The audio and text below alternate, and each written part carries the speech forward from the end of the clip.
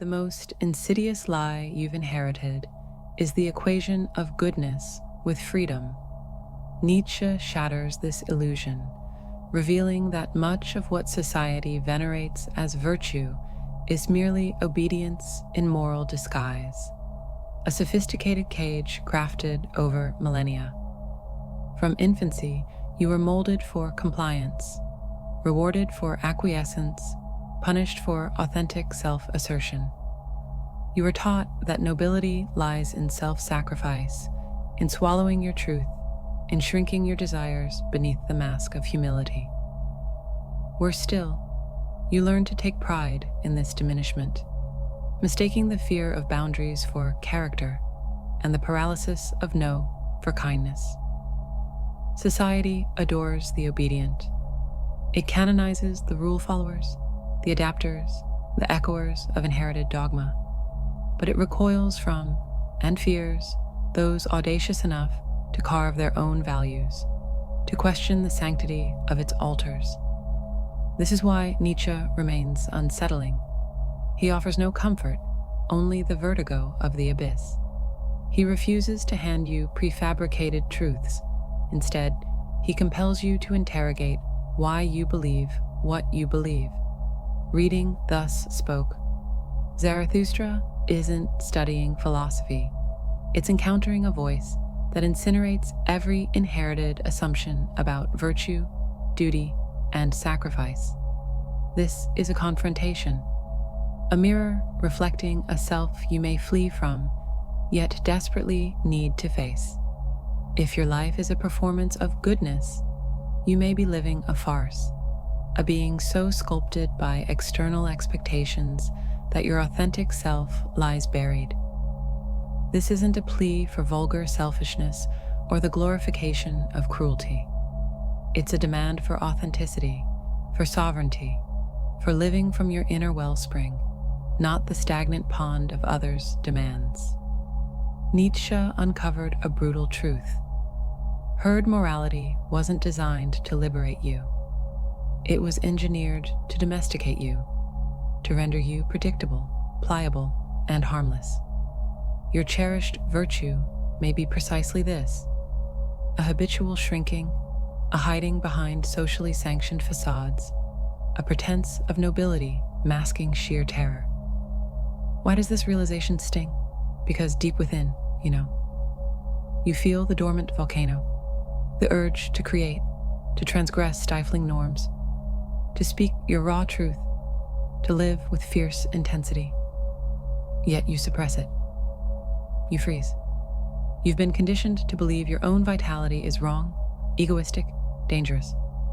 Nietzsche's challenge echoes. Then let it be dangerous. True virtue isn't conformity. It's overflow. It doesn't follow rules. It reinvents them. If this confrontation serves any purpose, let it be this stark reminder. Stop contorting yourself for a world blind to your potential. It's time to question everything. Proceed if you dare. But know this: after this reckoning, you cannot return unchanged. When Nietzsche declared God is dead, it was no mere provocation. He announced the collapse of the metaphysical scaffold that propped up Western morality for centuries. This isn't merely atheism. It's the implosion of absolute truths, unchosen commandments, and inherited meaning. What remains? The terrifying freedom of the abyss, chaos, emptiness, the dizzying realization that no divine authority guarantees good or evil. It is here in this desolate space that Nietzsche plants the seed of the Übermensch, overman higher human. The Übermensch is no comic book hero or tyrant. It is one who has transcended herd morality, becoming the creator of their own values. They seek no external validation. They forge meaning from within. They neither kneel to tradition nor rebel petulantly. They simply transcend the common world. Nietzsche saw humanity as a bridge, not an endpoint, a passage between animality and the Übermensch, the tragedy Most settle halfway, clinging to dogma, imprisoned by unexamined ideas, seeking reward in a system that prizes conformity and crucifies authenticity. The birth of the Übermensch is agonizing because it demands creative destruction, the burning of all that was accepted uncritically, the symbolic death of your former, compliant self. You may be suspended in this crossing now, old beliefs crumbling, yet terrified to release the shore. This tension is fertile ground, but it demands courage, the courage to discard the crutch of inherited ethics, to walk unmapped territory without guarantees. Nietzsche offers no solace, only the ultimatum. True freedom requires surrendering security. You must stare into the void and create. You've been conditioned. Goodness equals righteousness. Virtue equals morality. Self-sacrifice equals worth. Nietzsche urges you to look deeper.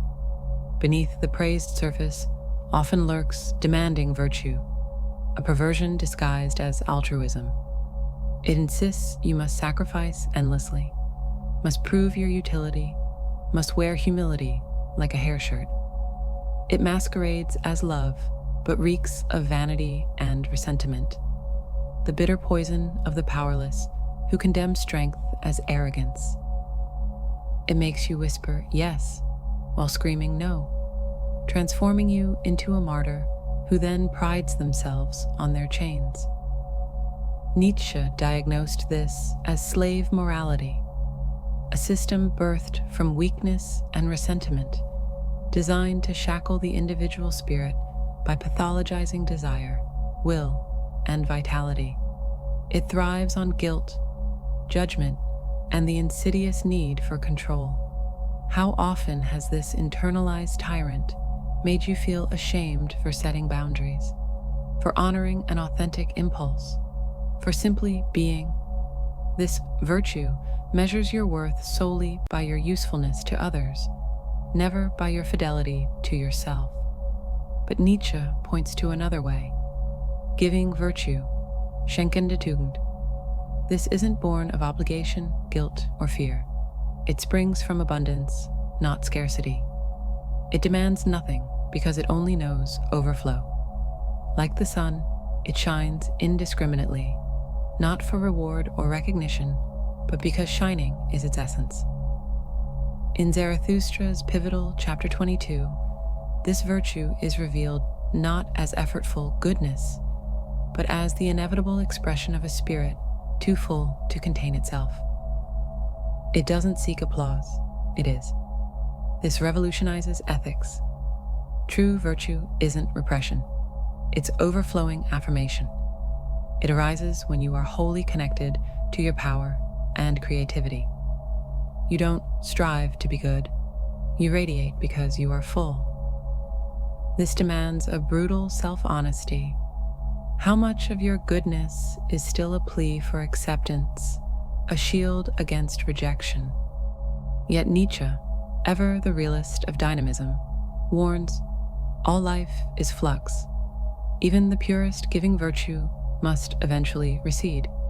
Zarathustra, after pouring forth his wisdom, consciously withdraws, not in defeat, but in sacred necessity. The Creator knows, giving without renewal leads to depletion, resentment, and the subtle corruption of needing to be needed. True strength embraces this rhythm, the courage to shine fiercely, and the wisdom to retreat into creative silence. Our culture, addicted to noise and perpetual performance, fears this withdrawal. It labels it irrelevance. But Nietzsche champions this detachment, the return to the source where the spirit rebuilds in darkness. This is the dance of the sovereign self. Create from overflow.